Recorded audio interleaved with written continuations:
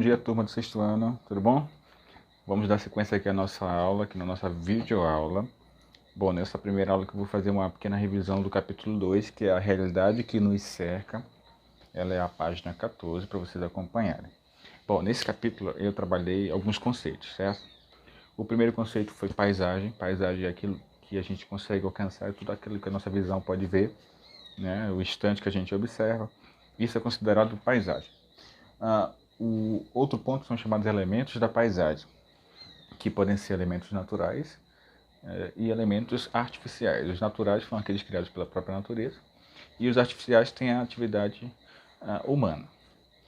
Essas paisagens, ao longo do tempo, elas sofrem transformações.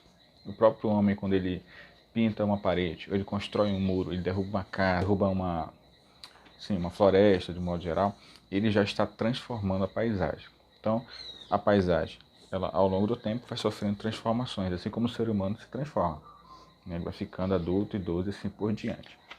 Bom, o próximo item foi chamado espaço geográfico, lá na página 21. Ele é o conjunto de todas as paisagens.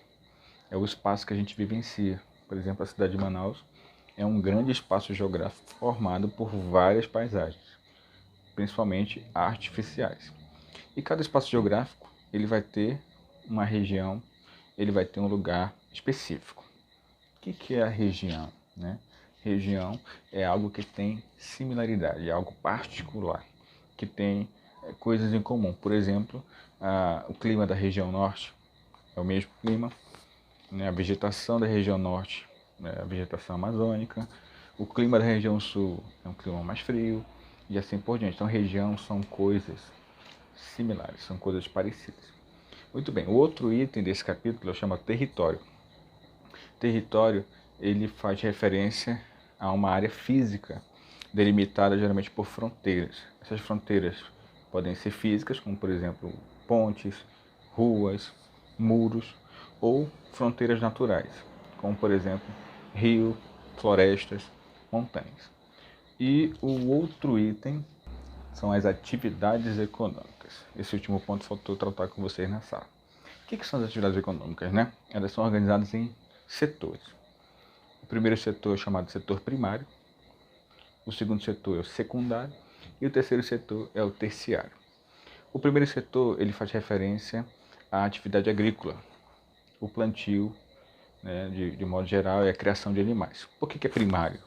Porque é da onde vão derivar outros produtos. Por exemplo, o leite, né, o iogurte que a gente compra, a base do iogurte tem leite.